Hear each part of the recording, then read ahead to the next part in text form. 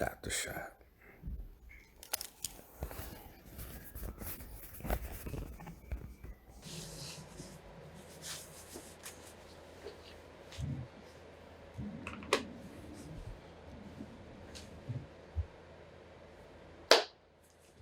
Hello, this is me, Teal from Whatwouldteosay. We are on episode 14.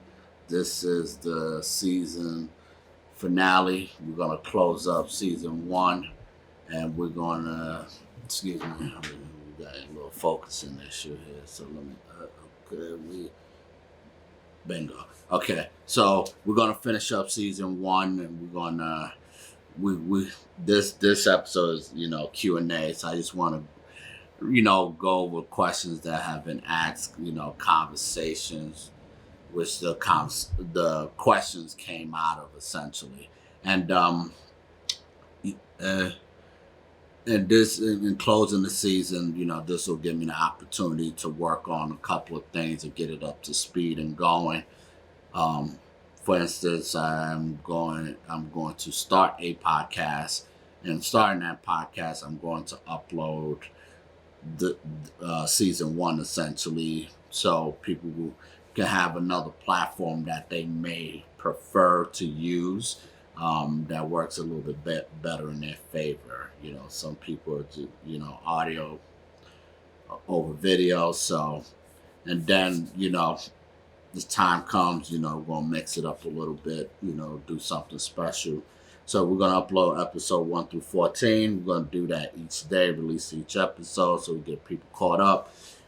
We're going to be on Anchor podcasts, and then we're going to work on getting into all the other platforms that people use primarily.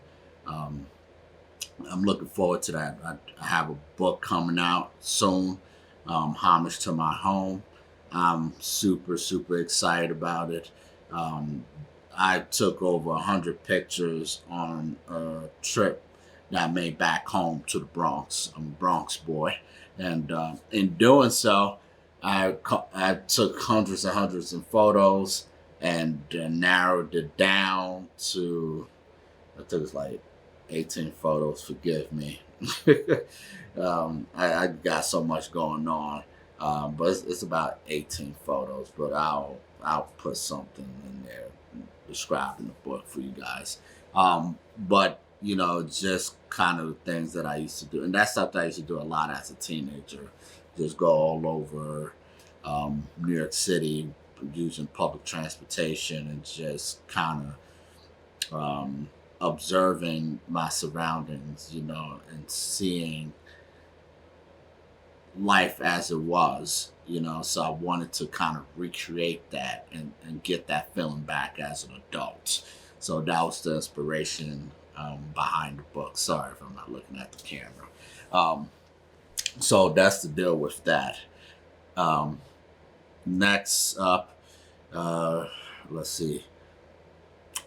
And actually that kind of, and before, I got a good buddy of mine, he created this shirt. You can follow him at C Saint, fellow co-worker. Well, we used to work together, but he's a battle rapper, amazing guy, very creative, and I have a lot of respect for him and his music. So I wanted to support his shirt. No sponsorship or anything, I do it out of love. When I wear people's clothes or anything of that nature, that's the whole purpose behind that. That's the only reason why I do it. I do it out of love. I support other entrepreneurs and what they're doing, and I respect the hustle. So you hit them up at C Saint 93 on Instagram, DM them, tell them you're interested in the shirt, and I go from there. Tell them Teal sent you. I don't get no proceeds for this. I'm just doing this because I want to do it. I think the shirt is dope. I love it. So I wear it and call it a day. All right. So let's jump into what logged in for, which is the Q&A session. So, first question is, who are the 5 people, dead or alive, you would love to take a portrait of? All right, here's my 5 in no particular order. Former President Barack Obama. Number 2, soul singer Marvin Gaye. Actor Denzel Washington. Songwriter, singer John Lennon. And Billie Holiday. I'll break down why I want to take photos of them. We'll go in the order that I mentioned it with President Obama. I think he is one of the most photogenic president that we had next to John F. Kennedy. Yeah, such a charismatic leader. I respect what he has done.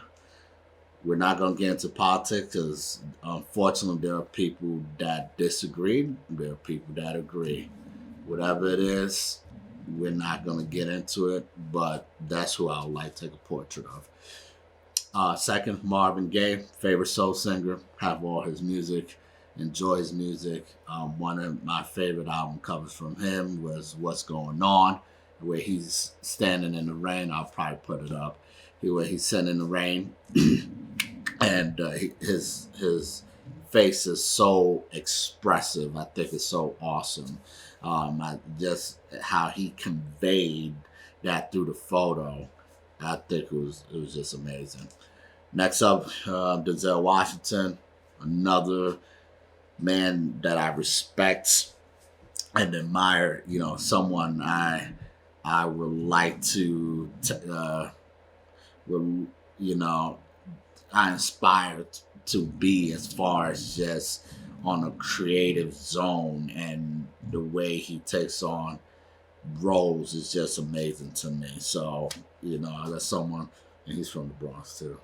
So, next, John Lennon. I mean, every John Lennon photo I've ever seen, he was just so spot on with the photographer. I mean, he just knew, he went in his bag and just knew what he needed to give. And I thought that was so awesome.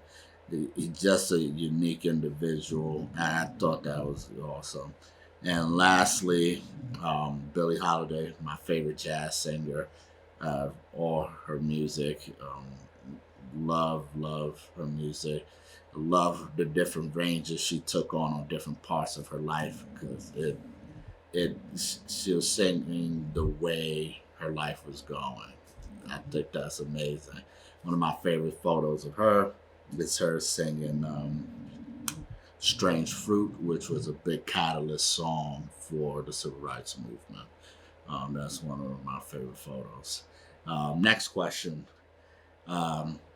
Favorite photo that inspired you to do photography? There are a lot, but there's one in particular that I enjoy, and that is Mint Condition. I believe the album's Definition of a Band. Yes, I'll put the photo up. Essentially the photo is just all the band equipment, but the members aren't in the pictures, and I thought that was so. I thought that was so cool. I felt like it was capturing the essence of the band, and the essence of the band is the music, sometimes when you're in that dead space, you're listening. And I felt like that was their way of listening to the music. And that's what I took out of it. And that, like I said, is one of my favorite photos. It's such a simple photo. The next question is, how do you go about doing your portraits?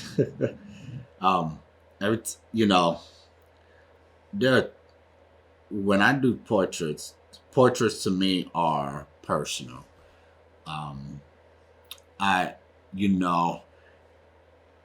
I always want to vibe and have a connection with the individuals that I'm taking a photo of. I believe that connections can be shown in the photo. You know, how comfortable the person is or how uncomfortable the person is. It'll come across on the photo.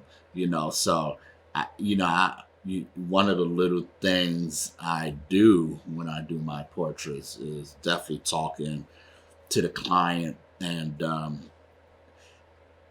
I always give a story. I kind of, I make them a protagonist in the story, and I tell them, this is the story, this is what you're feeling. I want you to think of that story plot and you as the protagonist and how you're going to go about the development of the story as we go. So I always try to take my portraits with a concept in mind, just so I can get capture capture the essence of framing that photo the way I like to see it. So that's how I go about doing my portraits.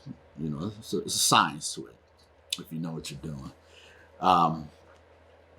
And the last question I'm going to tackle, then we're going to wrap it up.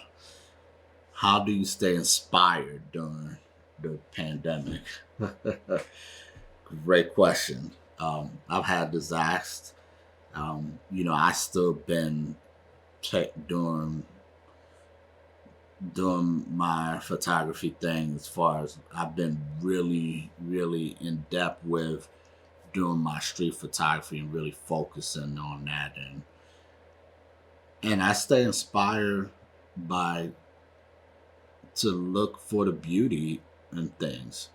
That's what photography is about, framing the beautiful things. Yes, the pandemic is difficult, it is challenging, some people are going through it. Photography is my escape. I try to see the good during these times. Easier said than done.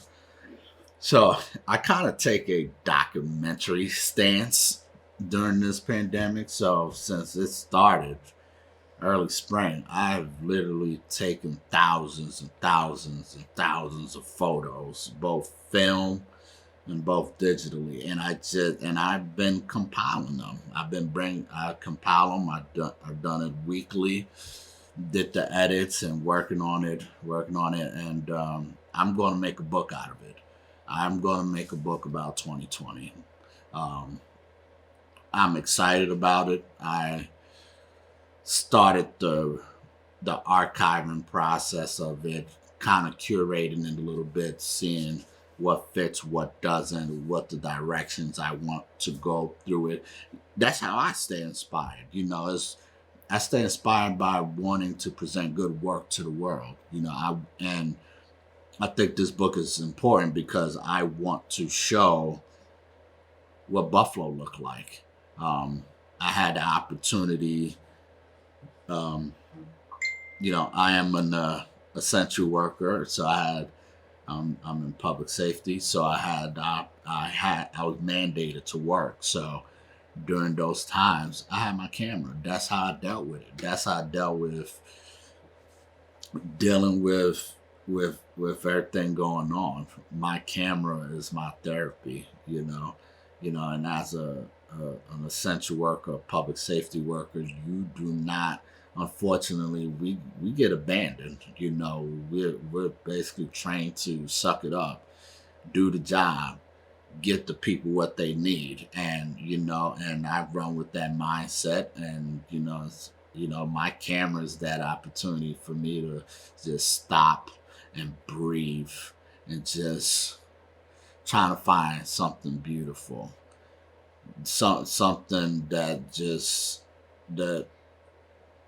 doesn't involve the craziness. And sometimes you have to capture the craziness, but that's my medicine. That's how I dealt with the pandemic and continue to deal with it. That's it. Those are the Q&As, man. I hope I want you to answer these questions, you know.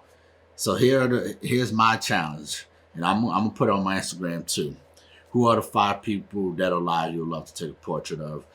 The favorite photo that inspired you to do photography. How do you go about doing portraits if you do them? Or how you go about doing your favorite type of photography. How about that? We'll keep it simple. And how did you stay inspired during the pandemic? I'm curious to hear your answers as well. This is Tia from Whatwouldteosay. Thank you for tuning in. We will be back starting next year with season 2. We're going to ramp up the production. We're going to do it even better. With that being said, hit the link. Do all the great stuff YouTubers tell you to do. You know what it is. Peace.